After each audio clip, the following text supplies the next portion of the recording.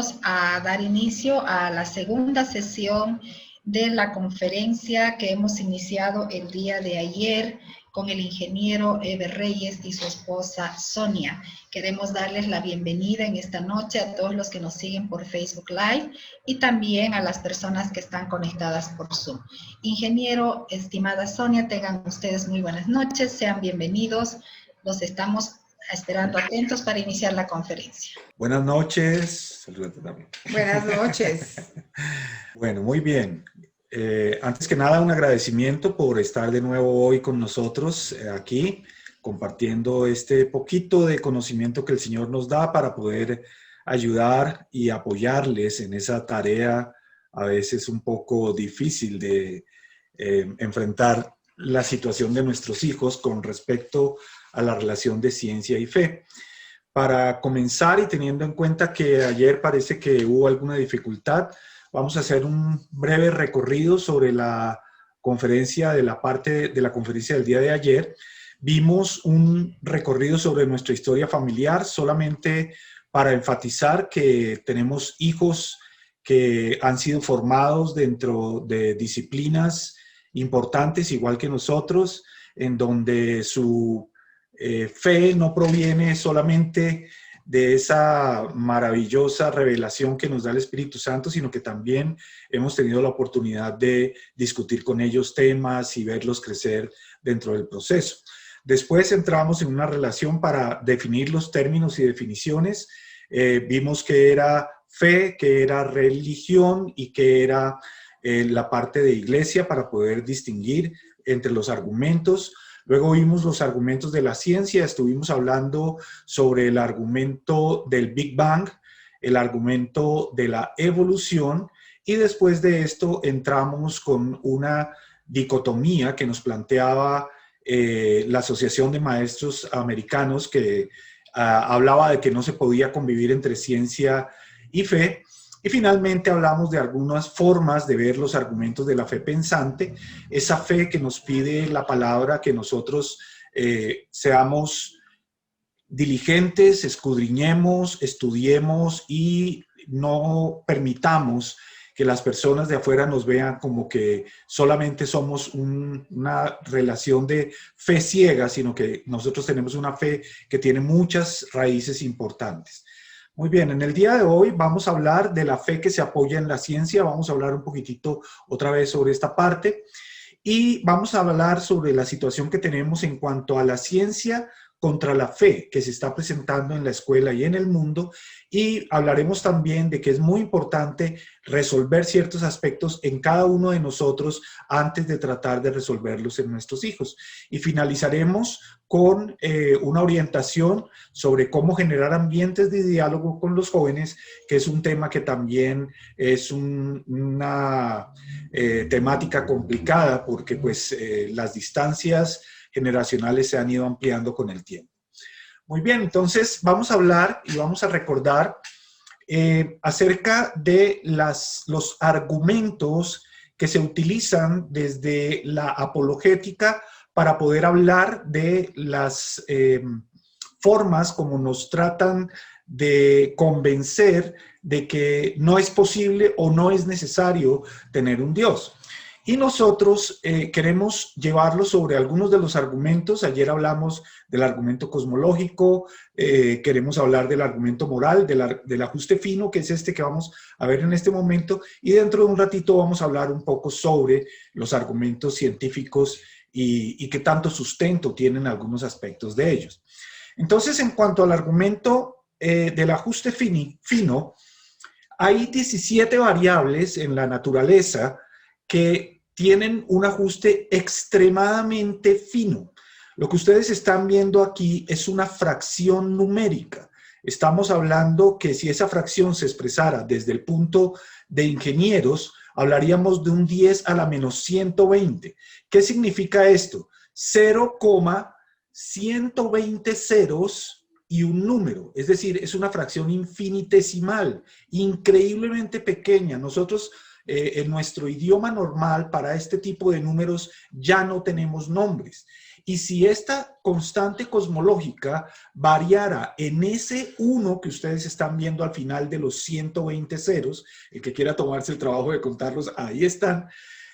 Si esta variable se modificara en esa cantidad, ya este universo no podría existir. Y no podría existir ningún otro tipo de universo. Ayer hablábamos de que hay varias teorías, universos oscilantes, universos alternantes, universos multiversos, y realmente es interesante ver cómo esas 17 constantes se combinan de una manera tan maravillosa y tan perfecta que nos hace pensar que tiene que existir un diseñador que haya intervenido para que estas variables estén fijas en un punto particular que permite que haya vida en este universo. Y no solamente que haya vida, porque pues podríamos tener, sino que haya vida inteligente y haya vida consciente, que son 3 elementos que nosotros normalmente no vemos discutir. Y ayer hablábamos del hombre tripartita, el hombre que es la parte física, en donde nuestra propia constitución física hace parte del universo físico donde estamos, pero 2 partes que eran el alma y el espíritu, que la ciencia definitivamente no alcanza a cubrir ni a estudiar, porque está totalmente fuera de las leyes físicas. Otra de las cosas que hablamos ayer es que el Consejo de la Academia Nacional Americana de las Ciencias nos puso en una posición en donde la religión y la ciencia existen separadamente, o deberían existir separadamente, y pertenecen a ámbitos excluyentes. Cuando uno revisa el problema del hombre como un hombre integral, y es interesante ver cómo casi todas las instituciones educativas dicen vamos a desarrollar seres integrales. Y cuando se habla de integralidad, tenemos que contemplar el hombre en todos sus componentes. Es decir, tenemos que ver al hombre desde lo físico, indudablemente, pero también desde 3 aspectos que serían lo inmaterial y lo moral también. Entonces, cuando esto nos pone en esta disyuntiva, escuchamos y vamos a hacer énfasis en lo que es el Estado laico. Y ese Estado laico es esgrimido como un argumento para no tener nosotros materias y temáticas dentro de la escuela y dentro de la universidad donde se toque esa tercera parte, que es la parte inmaterial del hombre. Y por ende, lo que nos muestra el argumento moral es que si no tenemos en cuenta el argumento, la parte inmaterial del hombre, hablar de moralidad tampoco tiene sentido. Entonces, fíjense que tanto colegios como universidades entran en una dicotomía que le quita el sustento a ese tema de la integralidad del ser humano.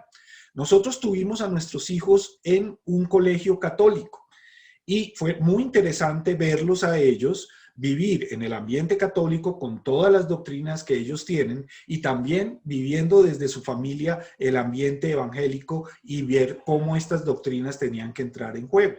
Es algo que es exigente para ellos, pero realmente es muy interesante porque les permite ver desde diferentes puntos de vista que su colegio está siendo demasiado intencional en tratar de sacar de la discusión a la existencia de un Dios.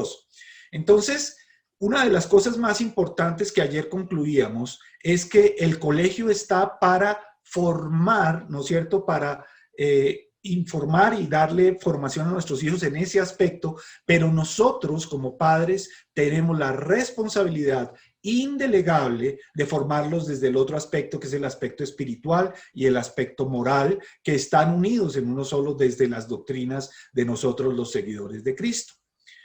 Entonces, hay algo que es muy importante y anoche tuvimos una ocasión bastante interesante de sentarnos nosotros como esposos y conversar un poco lo que había pasado en nuestras vidas cuando estábamos en el colegio. Nosotros nos conocimos muy jóvenes, bueno, mucho más jóvenes de lo que estamos ahora, ¿no es cierto? Y estábamos en el colegio y realmente ya en aquella época que yo les estoy diciendo, yo me gradué en el año 76, Sonia se graduó un poco después, ya sentíamos la presión de que no se debería hablar de Dios, que no existía Dios y que el ateísmo era algo así como una tendencia inteligente y de moda desde esa época. Entonces ustedes se pueden imaginar lo que es esa tensión en estos días, tratando de demostrar que definitivamente no hay Dios dentro de lo que el ateísmo, pero este ateísmo un poco débil en su conceptuación,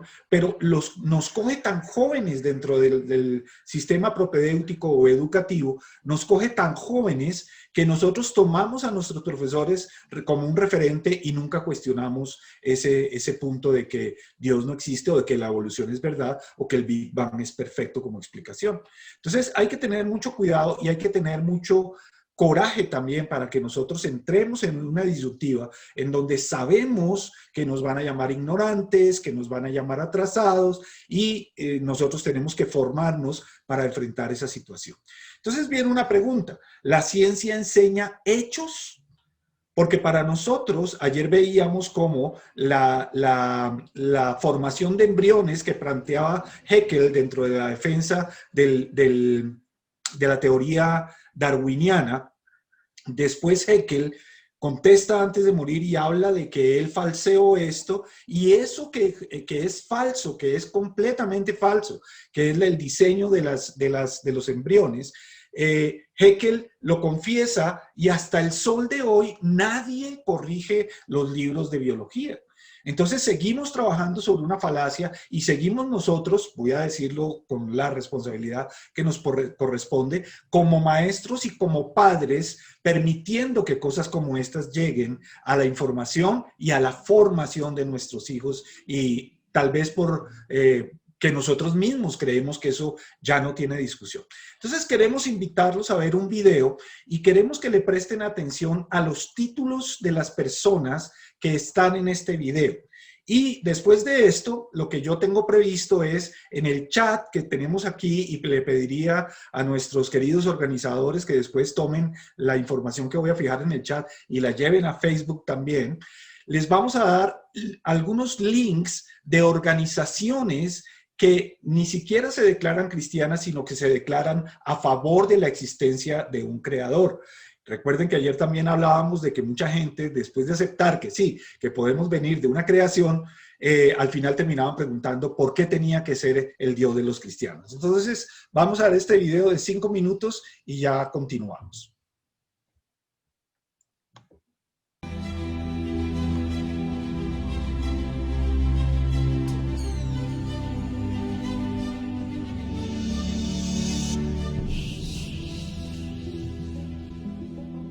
¿Eres ateo? Definitivamente soy ateo. ¿Por qué eres ateo? ¿Por qué soy ateo? Porque no hay Dios. El ateísmo asume que puedes refutar la existencia de un Dios. Agnóstico es un término más correcto, pero yo soy ateo. ¿Crees en la evolución? Sí, por supuesto que creo. Lo que Darwin mostró en su trabajo sobre evolución en selección natural es que no necesitamos invocar ninguna fuerza supernatural o poder para demostrar el desarrollo de la vida a través del tiempo en la Tierra. El proceso que aún está es observable en el mundo de hoy. Sí. Podemos rastrear la evolución a través de los registros de fósiles. ¿Pudiera ser específica y solo darme uno? Entre 6 y 7 millones de años. ¿Sí? La evolución no es comprobable en el tiempo. Estamos condenados a vivir solo por unas décadas y eso es muy lento, muy pequeño en escala de tiempo para ver la evolución continuando. Richard Dawkins. No vemos nada de estos lentos cambios en progreso hasta que la mano del tiempo haya marcado el lapso de las edades. Charles Darwin. Tienes el género de caninos, el coyote, el perro doméstico, y están los felinos, que Sí, son sí, gatos, el felino. el tigre y el gatito, y luego está la humanidad.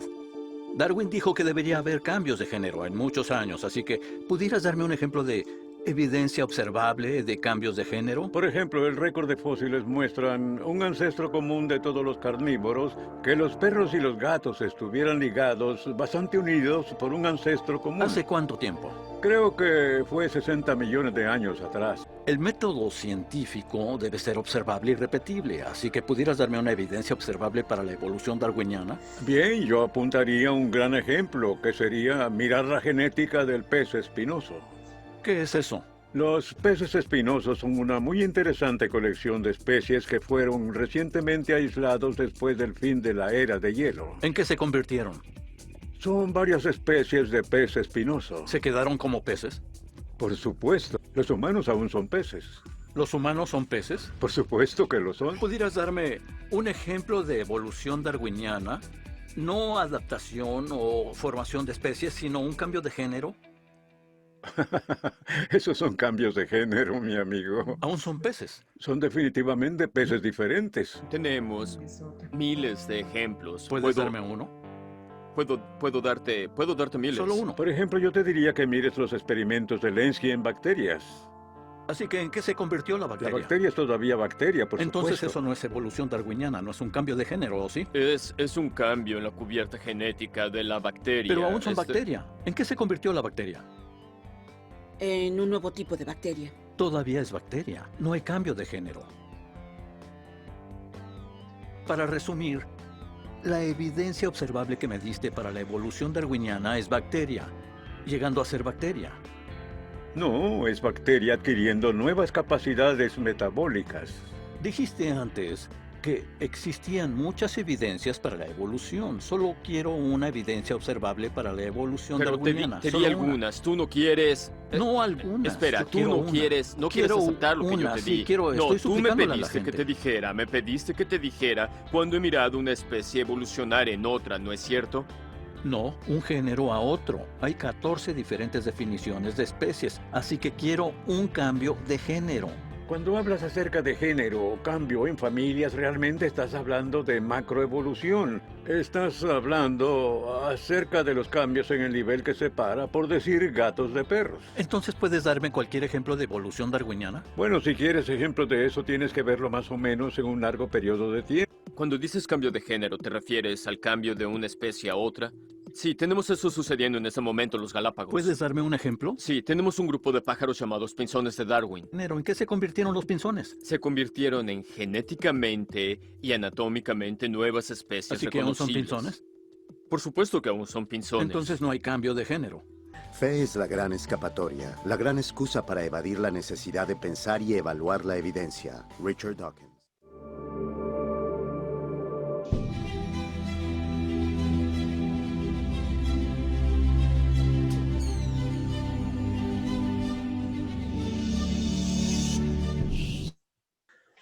Quiero enfatizar en la última frase del video donde nos dice que fe es la gran escapatoria, la gran excusa para evadir la necesidad de pensar y evaluar la evidencia. Les pedía que le pusieran atención a las personas, a los títulos de las personas, y se darán cuenta de que todos ellos son PhD, o sea, Philosophical Doctors o doctorados filosóficos en antropología, biología y este tipo de cosas. Lo interesante de esto es que son personas que están absolutamente convencidas de algo que ellos mismos no pueden probar en ninguna de sus disciplinas. Y eventualmente estas personas son las que escriben los libros, las investigaciones y todo lo demás que después se convierten en los libros de texto que vienen a nuestras universidades y colegios y se convierten en una verdad en el proceso sin tener un sustento científico o con la rigurosidad científica que se necesita para entrar en este proceso. El método científico exige una serie de normas que cuando se les pide a ellos que hagan una concatenación de lo que están presentando con las evidencias en el registro fósil, en el desarrollo genético, en el rastro que hay después del estallido cámbrico, no hay ninguna, digámoslo así, ninguna solidez en lo que ellos tienen. Y si yo les describiera un poco lo que la evolución dice, para ponernos en contexto, estaríamos hablando, si ustedes fueran a una película que se proyecta en un teatro de 120 minutos, o sea, de 2 horas, ¿ok? Significaría que lo que tenemos como registro fósil en esa película de 120 minutos serían alrededor de unas 10 o 12 fotografías de 1 milésima de segundo cada una. Entonces, imagínense ustedes, tenemos 20 milésimas de segundo en esta película y con esas 20 milésimas de segundo armamos la película completa. Eso es nuestro proceso de evolución, lo que estamos viendo aquí. Cuando ustedes van a ver los cráneos que ellos dibujan, el 95 o 98% del cráneo es dibujado y solo son unos fragmentos de hueso de donde ellos sacan el resto. Por supuesto, es lógico que ellos no van a ir en contra de ellos mismos porque hay millones de dólares en juego y por supuesto que ellos no van a permitir que la gente vea todos los errores y todos los desastres que hay. Hay toda un seguimiento en las redes de los errores que ha cometido la ciencia y de las mentiras que nosotros no solamente voy a decirlo con todo respeto, nos hemos comido, sino que además la hemos digerido y aceptado e incorporado en nuestra mente como si fueran verdad y definitivamente no lo son. ¿Ok? Entonces, aquí tengo, dentro de un momento voy a montarlo en el chat para que ustedes puedan acceder. Y esto que ustedes están viendo son herramientas que ustedes podrían compartir con sus hijos. Mi invitación sería a que las vean ustedes, lean con cuidado, escuchen una y otra vez, se preparen para las preguntas, no son complicadas y ustedes van a ver que ahí hay 3, 4 argumentos que son el de ajuste fino, el ontológico, el teleológico y el argumento moral, que son diferentes del video que les acabo de mostrar. Y son 4 argumentos sobre los cuales desde los cuales la ciencia en su método científico permite que nosotros como cristianos podamos argumentar con solidez, con seriedad, que existe por lo menos la posibilidad de que Dios sea el origen de todo lo que tenemos.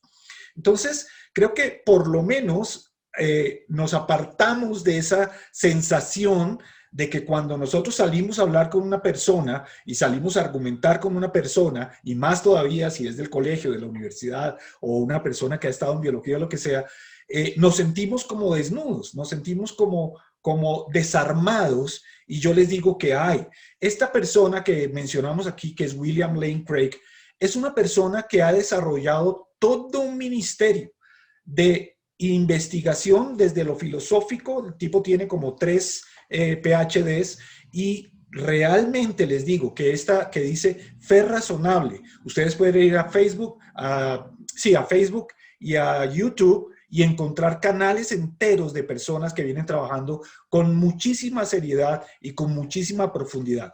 Pero eso no va a trabajar solo.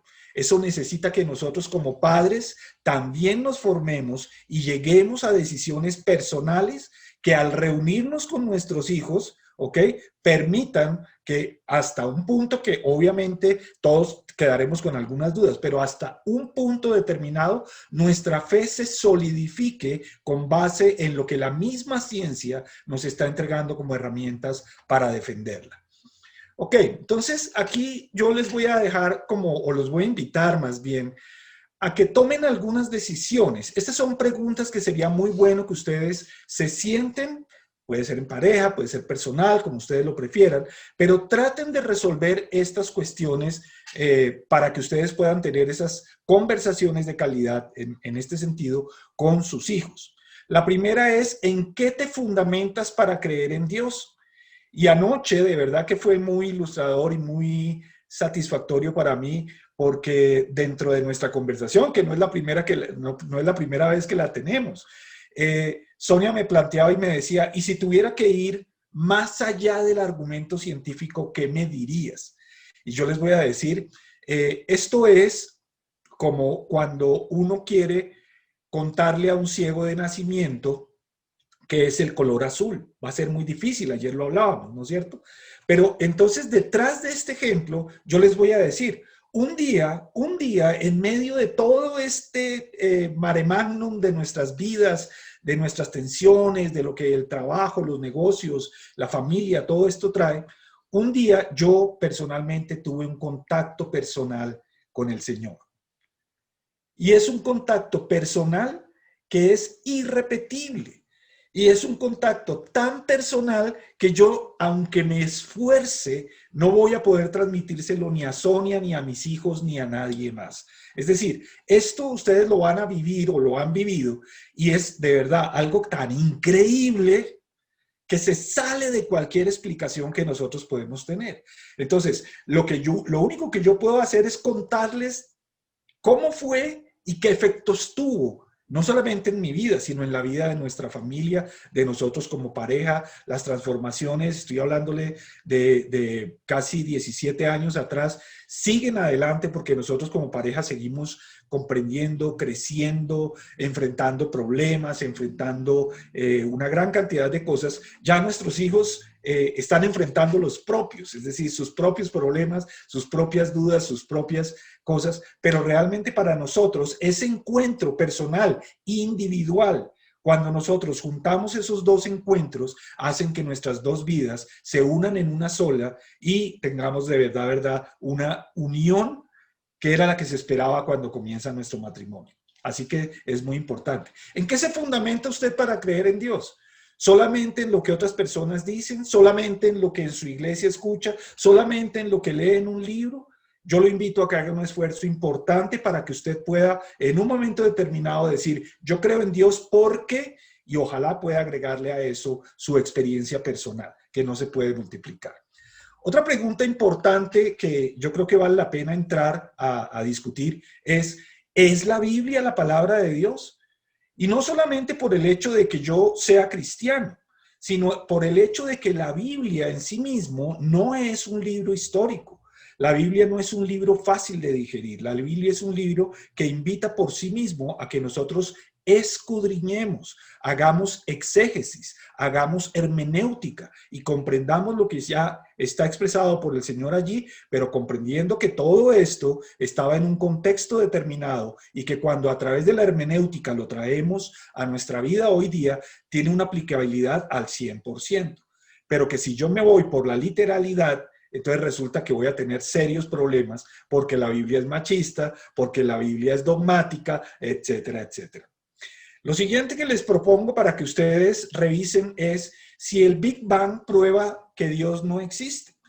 El Big Bang no prueba nada, o sea, prueba que el universo tuvo un origen, pero ha sido esgrimido por personas como este personaje Richard Dawkins y varios de los que con él trabajan, como un argumento de que Dios no es necesario en la historia de la creación. Y si ustedes miran, uno de los profesores que hablaba allí dice que el trabajo de Darwin demostró que no se necesitaba un ser superior para explicar lo que estaba pasando en la Tierra. Pero esto es tan interesante como digámoslo así, esta broma que hay, que a mí me gusta mucho, en donde hay un grupo de científicos que, y esto es verdad, hacen una prueba con gases básicos y con eso generan unas moléculas que son iguales o parecidas a las moléculas fundamentales de la vida, ¿no es cierto? Y dicen, listo, ya.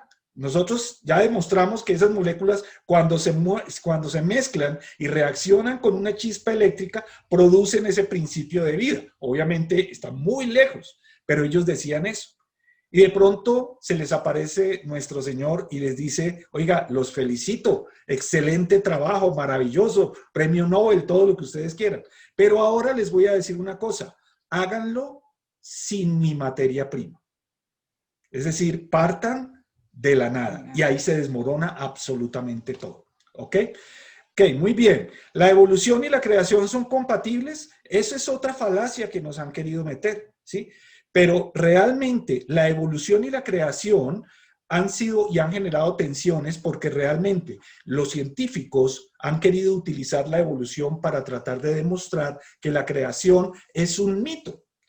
Y cuando nosotros comenzamos a ver que no hay pruebas, que no hay desarrollos, que no hay pruebas en el registro fósil, que tampoco hay muestras fehacientes, resulta que la evolución necesita tanta fe para creerla como la creación. Y por lo menos ahí llegamos a un empate. Entonces, es importante que nosotros entendamos que la creación, que también es parte del Génesis mostrándonos una indicación y una orientación del Señor en lo que Él mismo decidió hacer, también es un libro que toca escudriñar con mucho cuidado. Nosotros escudriñamos Apocalipsis con mucho cuidado, pero el Génesis casi nunca nos metemos en eso. Y yo les voy a decir, por ejemplo, que cuando dice la palabra, yendo a la exégesis de la palabra, dice que el Señor creó a Adán con M, ¿cierto? Esa es la palabra original, Adam. Esa palabra Adam significa humanidad. Significa humanidad. Entonces no estamos hablando de la creación de un hombre, estamos hablando de lo que hoy llamaríamos la generación de un nuevo género. ¿Ok? Y además de eso, cuando Dios dice que nos creó a su imagen y semejanza, habla en plural. O sea, nos creó a sus imagen y sus semejanzas, entendiendo que el Dios Trino tiene la capacidad de darnos diferentes elementos y que nosotros tendremos que entrar a hacer una comprensión más profunda de lo que el Señor está planteando en la palabra. Muy bien. Y por último, estar preparados porque sí, todos estos argumentos, como les decía, el cosmológico, el ontológico, en fin, apuntan a la existencia de Dios. Y una pregunta que a mí me movió muy fuerte con uno de mis hermanos de la iglesia cuando trabajamos en esto, que entre otras cosas pertenece a una conferencia que se llama Interrogantes de la Fe. Este muchacho me decía, bueno, listo, ya está, le acepto que Dios existe. Ahora demuéstreme que es el Dios de los cristianos. Y existe todo un proceso filosófico que sirve para determinar si el Dios de los cristianos o el Dios de los hinduistas o el Dios de los budistas es realmente un Dios que pueda tener suficiente sustento para yo poder decir este sí y este no. Y quiero adelantarme a decirles algo. El Dios de los cristianos cumple con todas las normas filosóficas para demostrar que este sí y que los otros no. ¿Ok? Muy bien. Bueno, voy a dejarlos con Sonia para que ella comience a darle cierre y redondeo a este proceso en el campo en donde ella realmente es experta y yo la admiro muchísimo. Bueno, el título, Generando ambientes de diálogo con los jóvenes. Yo creo que es algo que como cristianos y en familias cristianas de tradición tal vez, se trata como de imponer, no se les deja ese espacio porque pueda que en nuestro medio lo estemos viviendo, en nuestro hogar, en nuestra iglesia, pero si ellos de pronto hasta estén en un colegio cristiano y pues ahí no haya problema, pero el día que pasen a un contexto de universidad o un contexto ya de muchachos adolescentes mayores que se van a enfrentar con muchas cosas, ¿qué va a pasar en ese momento? Es por eso vemos que muchos de nuestros niños y de nuestros jóvenes que han crecido en ambientes cristianos llegan a una edad de la adolescencia, 18, 17 años, y se alejan del Señor y se desvían. ¿Por qué pienso yo? Porque no les hemos dado ese espacio de que ellos puedan llegar a preguntar, a confrontar, de pronto por nuestro autoritarismo o por nuestra fe que es real, pero que no es heredable. Hasta que ellos no tengan su propio encuentro con el Señor, ellos van a estar en esa lucha. A lo que hablábamos, lo que les comentaba que hablábamos anoche, yo estando en mi colegio, era mucho el bombardeo sobre la evolución. Tuve profesores ateos que se burlaban abiertamente de las personas que decían profesar alguna creencia religiosa, ya fuera católica, cristiana, lo que fuera. ¿Y qué hice yo en ese momento? Aunque no estaba en un ambiente cristiano en mi familia, digamos que era un ambiente de tradición, donde se cree en un Dios, se habla de un Dios. ¿Qué hice yo? Quedarme callada.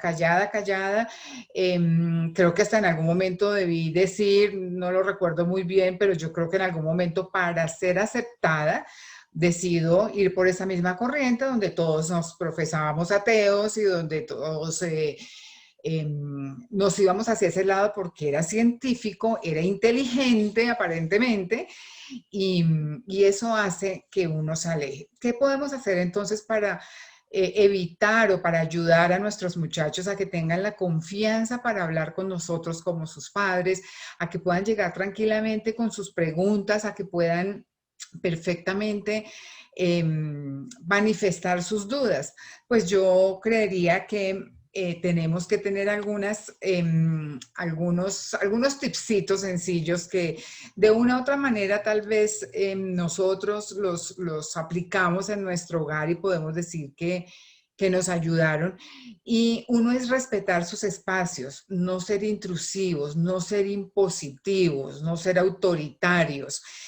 creo que el darles el espacio no para estar de acuerdo o no para como con temor a alejarnos, pero sí escucharlos con respeto, no imponer, no, de pronto pasa mucho en las peleas con los adolescentes, de padres con adolescentes, que uno en su, ¿cómo se llama eso? En su incapacidad o en su angustia de ver que como que el hijo se le está yendo por otro lado, que está de pronto con sus rasgos de rebeldía, entonces tratamos de imponer y hasta nos salimos de casillas y es que esto es así, y es que, bueno, es eso, es como dejarle su espacio.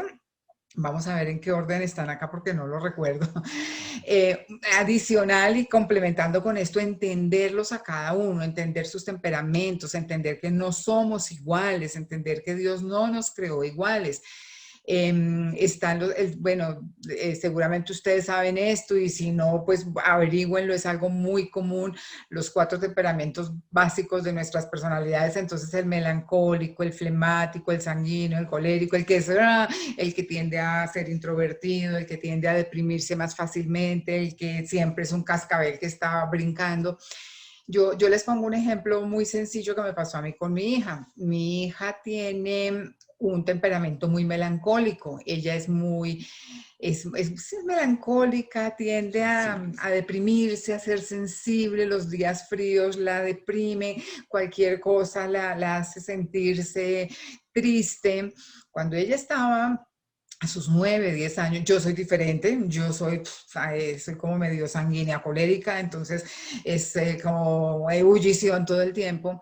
Yo no entendía por qué ella se aislaba de esa manera y en un comienzo intenté y quería que inconscientemente, porque eso no es uno consciente, inconscientemente a mí me molestaba que ella se aislara o que ella no reaccionara como yo quería que ella reaccionara. Vuelvo y les digo, inconsciente. Yo no era consciente, es que yo quiero que seas como yo. No, pero eso nos hizo chocar, no sé, ella tendría 9, 10 años, estaba toda muy pequeña.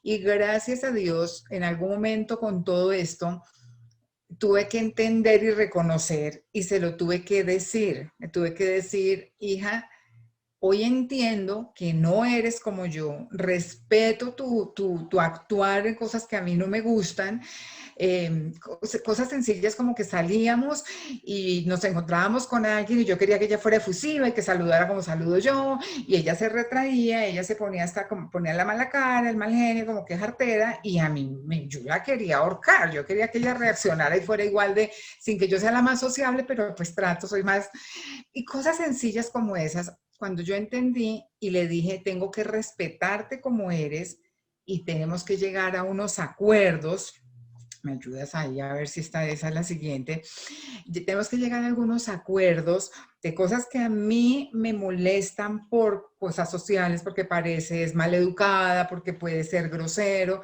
pero tengo que entender cómo tú eres.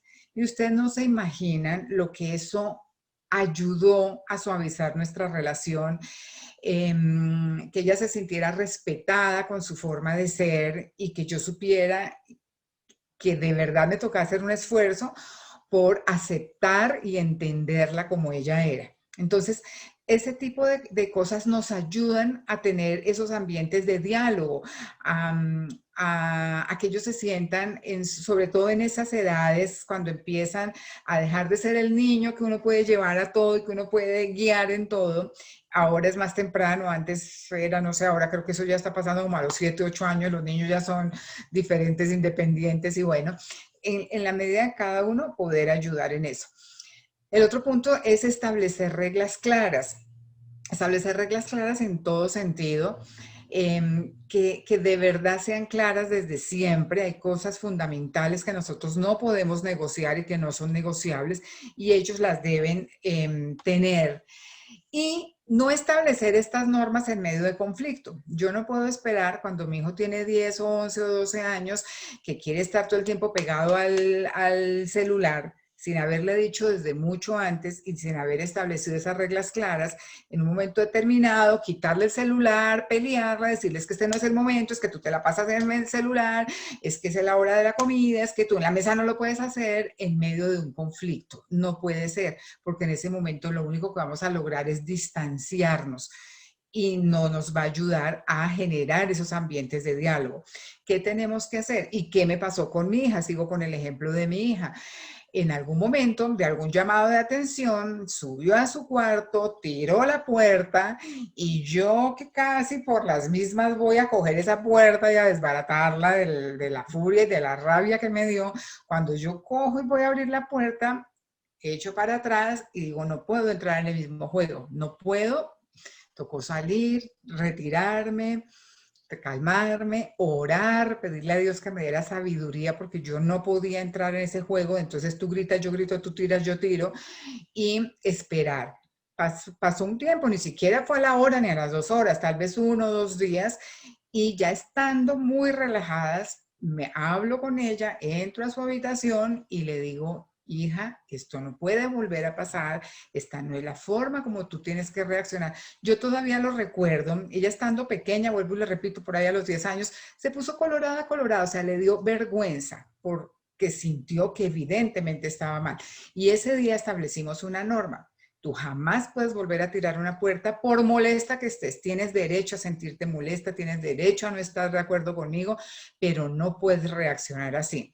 Y también le puse su sentencia. Tú vuelves a tirar una puerta y yo mando quitar la puerta de la entrada de tu cuarto. Así es que no vas a tener puerta para tirar.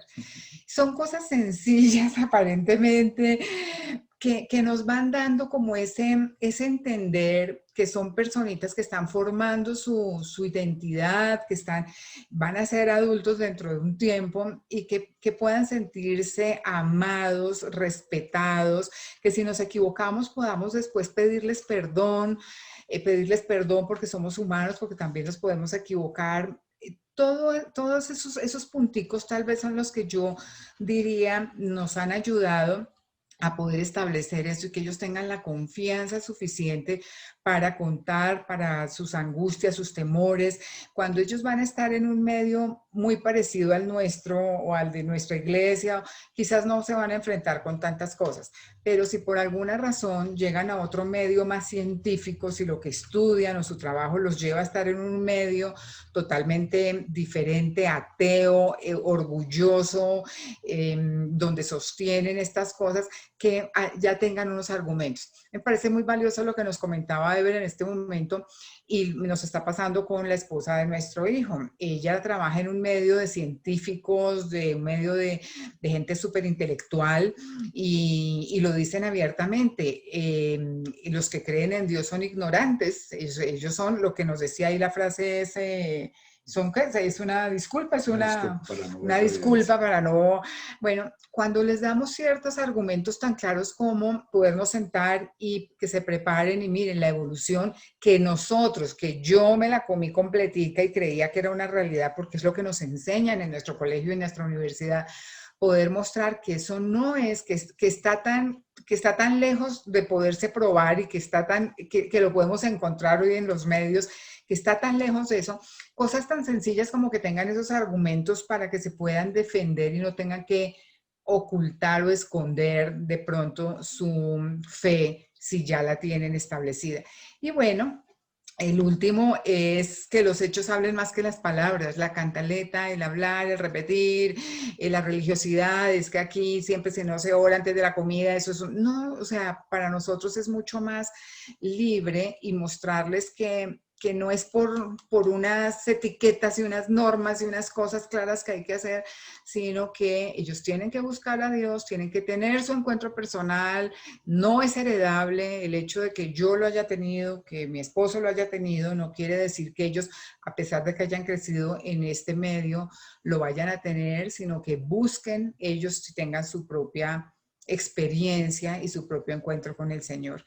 Y bueno, creo que eso era lo que quería compartirles. Muy bien, por último, entonces queremos dejarlos con esta cita de Primera de Pedro 3:15 en la segunda parte, que nos dice: estén siempre preparados para responder a todo el que les pida razón de la esperanza que hay en ustedes.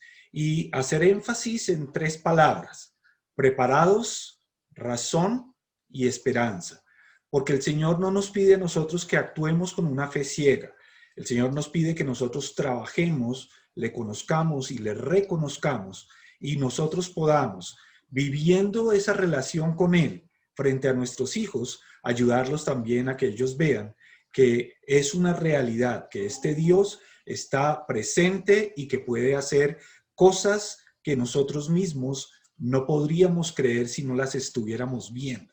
Y esos son nuestros milagros cotidianos, en donde el amor de nuestros hijos precisamente es uno de los mayores milagros que nosotros podemos tener. Ok, muchas gracias. Entonces vamos a pasar a un espacio de preguntas, y mientras tanto yo voy a colocar en el chat las referencias para que ustedes puedan acceder y puedan también ir a ver, a curiosear todo esto que les estamos planteando. ¿Ok?